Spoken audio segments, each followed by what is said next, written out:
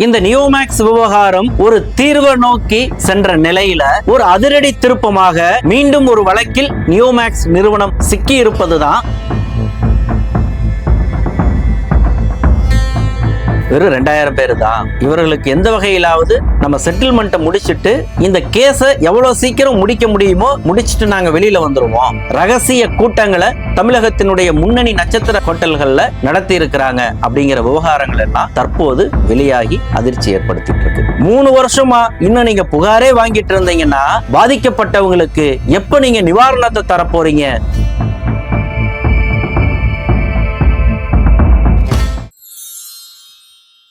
Black Thunder, ஆசியாவின் #1 theme park. Our sponsors, Livia Street Gold Bankers. அடகு நகை விற்க மர அடகு வைக்க Livia Street Gold Bankers. அங்குசம் நேயர்களுக்கு வணக்கம். நியோமேக்ஸ் வழக்கு விவகாரத்துல மதுரை பொருளாதார குற்றப்பிரிவு போலீசார் நவம்பர் 7 தேதியிட்டு ஒரு முக்கியமான அறிவிப்பை வெளியிட்டிருக்கிறாங்க. அது என்னங்கிறத பேசலாம். காலம் கலிகாலங்க அப்படின்னு பெரியவங்க புலம்பி கேட்டிருப்போம். அது போல இது டிஜிட்டல் மோசடிகளின் காலம்னு சொல்ற மாதிரி இருக்கு நாட்டு நடப்புகள். எல்லாமே டிஜிட்டல் மயம். ₹1 சில்லற இல்லைன்னா கூட ஸ்கேன் பண்ணி பே பண்ற அளவுக்கு டெக்னாலஜி அப்டேட் ஆயிருக்கு. அதுக்கேற்ற மாதிரி மோசடிகளும் அப்டேட் ஆகிட்டு தானே இருக்கு. வாட்ஸ்அப்ல ஃபேஸ்புக்ல நம்ம மெசேஜ் அனுப்புற மாதிரியே மெசேஜ் அனுப்பி மொத்த காசையும் சுருட்டுற சம்பவத்தையும் பார்த்தாச்சு.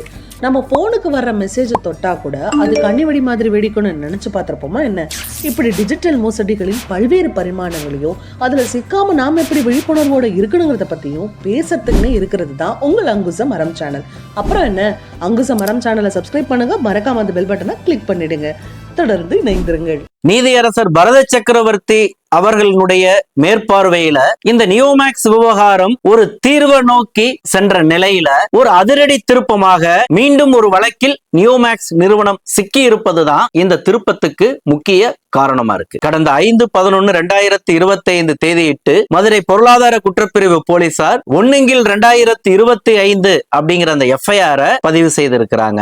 5 நிறுவனங்கள் மற்றும் 7 தனிநபர்களுக்கு எதிராக பதிவாகி இருக்கக்கூடிய இந்த வழக்கினுடைய தொடர்ச்சியாகத்தான் மதுரை பொருளாதார குற்றப்பிரிவு போலீசார் அந்த ஒரு அதிரடி அறிவிப்பை தற்போது வெளியிட்டிருக்கிறாங்க. குறிப்பா இந்த நியோமேக்ஸ் விவகாரத்துல நீதிமன்றமும் பொருளாதார குற்றப்பிரிவு போலீசாரும் பாதிக்கப்பட்டவர்களுக்கு பல வாய்ப்புகளை வழங்கி இருக்கு. ஆனா ஒவ்வொரு முறையும் நீதிமன்றமும் பொருளாதார குற்றப்பிரிவு போலீசாரும் பாதிக்கப்பட்டவர்கள் புகார் அளிப்பதற்கான வாய்ப்பை வழங்கும் போதெல்லாம் நியோமேக்ஸ் நிறுவனம் பல்வேறு வகைகளில் பாதிக்கப்பட்ட முதலீட்டாளர்களை புகாருக்கு செல்ல விடாமல் தடுத்து நிறுத்துவதாக சர்ச்சைகள் எழுந்தது. அதுலயும் குறிப்பா நீதிமன்றம் பொருளாதார குற்றப்பிரிவு போலீஸ் இவர்களை நம்பி போனீங்க அப்படின்னு சொன்னா பல 10 வருஷத்துக்கு வழக்க இழுத்தடிச்சிருவாங்க.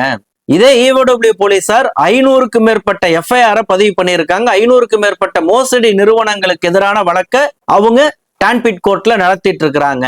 ஆனா அந்த வழக்குகளுடைய நிலை என்ன?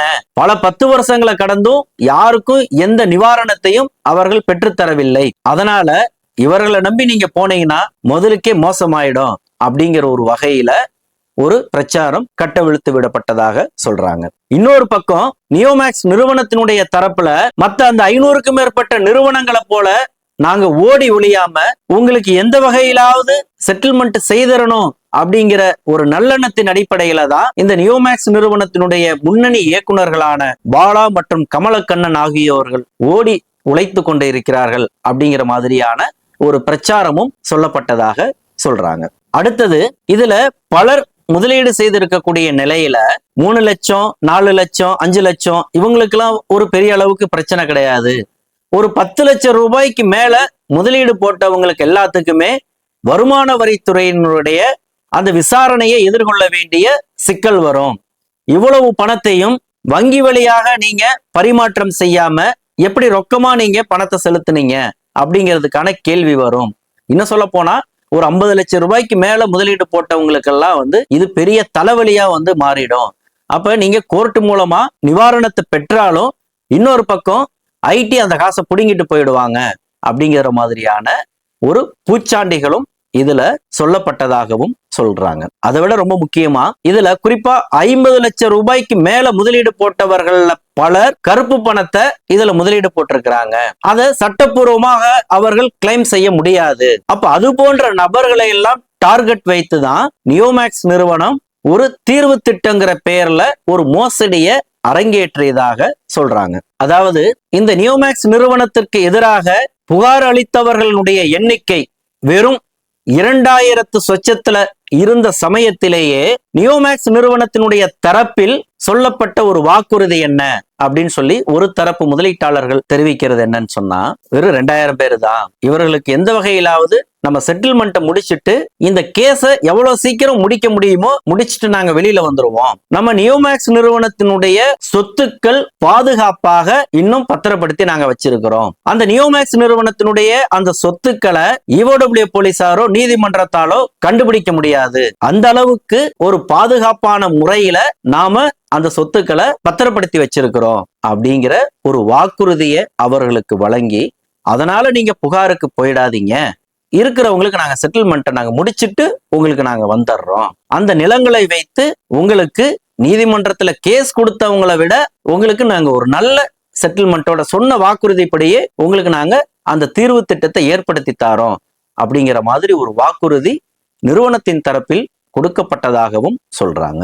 அப்ப இந்த பின்புலத்துலதான் ஒரு பக்கம் நீதிமன்ற விசாரணை, EOW போலீசாரனுடைய நடவடிக்கைகள், குற்றப்பத்திரிகை தாக்கல் செய்யறது, டான்பீட் கோர்ட்ல வழக்கு நடத்துறது அப்படிங்கிறதுக்கான அந்த வேலைகள் முன்னெடுக்கப்பட்ட இந்த இடைப்பட்ட காலத்தில் குறிப்பா சிக்மா அப்படிங்கிற ஒரு திட்டத்தின் அடிப்படையிலையும் டைஅப் ப்ராஜெக்ட்ஸ் அப்படிங்கிற பெயர்லையும் இந்த தீர்வு திட்டங்கள் அமல்படுத்தப்பட்டதாக சொல்றாங்க. அதற்காக இவர்கள் பல ஜூம் மீட்டிங்ல நடத்தி இருக்கிறாங்க, ரகசிய கூட்டங்களை தமிழகத்தினுடைய முன்னணி நட்சத்திர ஹோட்டல்கள்ல நடத்தி இருக்கிறாங்க அப்படிங்கிற விவகாரங்கள் எல்லாம் தற்போது வெளியாகி அதிர்ச்சி ஏற்படுத்திட்டு இருக்கு. குறிப்பா இந்த இடைப்பட்ட 2 ஆண்டு காலத்துல கடந்த ஓராண்டுக்கு மேலாகவே இது போல தீர்வு திட்டங்கிற பெயர்ல பாதிக்கப்பட்ட முதலீட்டாளர்களை மீண்டும் ஒரு முறை மோசடி செய்கிறார்கள், மீண்டும் ஒரு முறை ஏமாற்றி வருகிறார்கள், பினாமி சொத்துக்களை வைத்து இது போன்ற தீர்வு திட்டங்களை அவங்க அமல்படுத்திட்டு இருக்கிறாங்க, அவங்க பாதிக்கப்பட்டவங்கள்ட்ட திரும்ப காசை வாங்கிட்டு இருக்காங்க அப்படிங்கிற மாதிரியான விவகாரங்களை நாமும் தொடர்ந்து பதிவு செய்துட்டு வந்திருக்கிறோம். பாதிக்கப்பட்ட முதலீட்டாளர்கள் தரப்பிலிருந்தும் அந்த குற்றச்சாட்டை தொடர்ந்து வலியுறுத்தி வந்துட்டு இருக்கிறாங்க. இந்த பின்புலத்துலதான் EOW போலீசார் இப்படி ஒரு அதிரடி அறிவிப்பை வெளியிட்டிருக்கிறாங்க. நவம்பர் 7, 2025 தேதியிட்டு மதுரை பொருளாதார குற்றப்பிரிவு காவல் துணை கண்காணிப்பாளர் பெயரில் வெளியாகியுள்ள அந்த அறிவிப்புல மதுரை பொருளாதார குற்றப்பிரிவில் நியோமேக்ஸ் ப்ராப்பர்ட்டிஸ் பிரைவேட் லிமிடெட் என்ற நிதி நிறுவனம் மற்றும் அதன் கிளை நிறுவனங்களின் மீது வழக்கு பதிவு செய்யப்பட்டு வழக்கானது விசாரணையில் இருந்து வரும் நிலையில் புகார் கொடுக்க வந்த முதலீட்டாளர்களை புகார் கொடுக்க விடாமல் இயக்குநர்கள் மற்றும் ஏஜென்ட்டுகள் கூட்டு சேர்ந்து தடுத்தும் புதியதாக சுப்ரீம் எனர்ஜி ஃபெடரேஷன் என்ற பெயரிலும் small investment group management association அதாவது சிக்மா என்ற பெயரிலும் தொழில் தொடங்கி இருப்பதாகவும் ஆசை வார்த்தைகள் கூறி நியோமேக்ஸ் நிறுவனத்தில் முதலீடு செய்து பாதிக்கப்பட்ட முதலீட்டாளர்களிடம் இடத்தை பதிவு செய்து தருவதாக கூறி அவர்களிடம் இருந்த ஒரிஜினல் பாண்டுகளை பெற்றுக்கொண்டும் முதலீட்டாளர்களிடமிருந்து மேலும் நேரடியாகவும் பிரீமியம் வில்லா பிளாட் என்ற வங்கி கணக்கிலும் பணத்தை பெற்றுக்கொண்டு மீண்டும் ஏமாற்றி மோசடி செய்தது சம்பந்தமாக பொருளாதார குற்றப்பிரிவு காவல்துறை கூடுதல் இயக்குனர் அவர்களின் உத்தரவுப்படியும் காவல்துறை தலைவர் அவர்களின் அறிவுரையின்படியும் காவல்துறை கண்காணிப்பாளர் அவர்களின் மேற்பார்வையில் வழக்கு பதிவு செய்யப்பட்டு புலன் விசாரணையில் இருந்து வருகிறது. எனவே மீண்டும் பாதிக்கப்பட்ட பொதுமக்கள் மதுரை பொருளாதார குற்றப்பிரிவு கதவு எண் 4/425A சங்கரபாண்டியன் நகர், பார்க் டவுன், தபால் தந்தி நகர் விரிவாக்கம், மதுரை 17 என்ற முகவரியில் நேரில் ஆஜராகி உரிய ஆவணங்களுடன் புகார் மனு அளிக்குமாறு இதன் மூலம் தெரிவித்துக் கொள்ளப்படுகிறது என்பதாக அந்த அறிக்கையில சொல்லி இருக்கிறார். அப்ப இந்த இடத்துல ஏற்கனவே முதற்கட்டமாக ஒரு புகார் பட்டியல் இறுதி செய்யப்பட்டு அதற்கு இணையான நிலங்களினுடைய மதிப்பீடுகளும் இறுதி செய்யப்பட்டு அதை நிலமா பிரிச்சு கொடுக்க போறோமா, பணமா பிரிச்சு கொடுக்க போறோமா, நிலமா பிரிச்சு கொடுக்கறதுன்னா யாருக்கு எப்படி பிரிச்சு கொடுக்க போறோம், அதுக்கு ஒரு சாப்ட்வேரை வடிவமைக்கணும், அது ஏலம் விடுவது தொடர்பான அடுத்த நடவடிக்கைக்கு நகரணுங்கிற அந்த ஒரு கட்டத்துலதான் புதிய புகார்களுக்கான வாய்ப்பு மீண்டும் ஒரு முறை வழங்கப்பட்டது. அப்ப முதற்கட்டமாக ஒரு 24,000 சொச்சம் பேர் இருந்த நிலையில குறிப்பா அவர்களுடைய அந்த இழப்பு மதிப்பு 2,500 கோடி ரூபாய் அப்படிங்கிற அளவுக்கு தோராயமாக இருந்த நிலையில அதற்கு இணையாக ஒரு 2,500 கோடி ரூபாய் அளவுக்கு பெருமான நியோமேக்ஸ் நிறுவனத்தினுடைய சொத்துக்கள் மதிப்பீடு செய்யப்பட்டிருந்த நிலையில தான் அந்த இரண்டாவதாக மீண்டும் ஒரு புகாருக்கான வாய்ப்பு வழங்கப்பட்டது. அதுல ஒரு 40,000க்கு மேற்பட்டவர்கள் புகார் கொடுத்திருந்தாங்க. அப்ப அதுவே பாதிக்கப்பட்ட முதலீட்டாளர்கள் மத்தியில ஒரு மனச்சோர்வை ஏற்படுத்தி இருந்தது. என்னடா இது கைக்கு எட்டினது வாய்க்கு எட்டாம போயிடுமோ அப்படிங்கிற ஒரு ஏக்கத்தை ஏற்படுத்தி இருந்தது. இந்த பின்புலத்துலதான் இப்படி அடுத்த ஒரு எஃப்ஐஆர் பதிவாகி இருக்குது. இந்த தீர்வு திட்டங்கிற அடிப்படையில மீண்டும் ஒரு முறை யாரேனும் ஏமாற்றப்பட்டவர்கள் இருந்தால் அவர்களும் தற்போது புகாருக்கு வரலாம் அப்படின்னு EOW போலீசார் அறிவித்திருப்பது. எப்ப இந்த கேஸ் போட்டு 3 வருஷம் நெருங்க போகுது. 3 வருஷமா இன்னும் நீங்க புகாரே வாங்கிட்டு இருந்தீங்கன்னா பாதிக்கப்பட்டவங்களுக்கு எப்ப நீங்க நிவாரணத்தை தரப்போறீங்க அப்படிங்கிற ஒரு கேள்விய பாதிக்கப்பட்ட முதலீட்டாளர்கள் மத்தியில எழுப்பி இருக்கு. ரொம்ப முக்கியமா இந்த புதிய புகார், புதிய வழக்கு, புதியதாக வழங்கப்படும் புகாருக்கான அந்த வாய்ப்பு இதெல்லாம் ஒரு பக்கம் இருந்தாலும் ஏற்கனவே நீதியரசர் பரத சக்கரவர்த்தியினுடைய முன்னெடுப்புல அந்த முதற்கட்டமாக தொடங்கப்பட்ட அந்த இடைக்கால நிவாரணம் அது தொடர்பான பணிகள் எந்த விதத்திலையும் இதன் காரணமாக தடைபட்டு விடக்கூடாது. அந்த இடைக்கால நிவாரணம் வழங்குறதுல எந்த விதத்திலையும் ஒரு தொய்வை ஏற்படுத்தி விடக்கூடாது அப்படிங்கிறதுல பாதிக்கப்பட்ட முதலீட்டாளர்களுடைய ஒரு வேண்டுகோளாகவும் எதிர்பார்ப்பாகவும் இருக்கு. நாம் கடந்த முறை சுட்டிக்காட்டியதை போல இந்த விவகாரம் பாதிக்கப்பட்ட மக்களிடம் ஒரு தெளிவான ஒரு செய்தியை சொல்லி இருக்குது. அதாவது வேற வழியே இல்லை, காலதாமதமானாலும் அதை ஏற்றுக்கொண்டுதான் ஆகணும். இது சிக்கல் நிறைந்த வழக்கு. மீண்டும் ஒரு முறை நியோமேக்ஸ் நிறுவனத்திடமே தஞ்சமடைந்தால் திரும்பவும் இது போன்ற ஒரு இக்கட்டுல தான் நிற்க வேண்டிய நிலை வரும். ஆக EOW போலீசாரையும் நீதிமன்றத்தையும் நம்பித்தான் அவர்களுடைய துணையோடு தான் இந்த விவகாரத்துல பாதிக்கப்பட்ட முதலீட்டாளர்கள் தாங்கள் இழந்த பணத்தை மீட்க முடியும் அப்படிங்கிற ஒரு விஷயத்தை தான் இந்த விவகாரம் உணர்த்தி இருக்குது. தொடர்ந்து இதனுடைய அடுத்த கட்ட நகர்வுகள் என்ன அப்படிங்கிறத பேசுவோம்.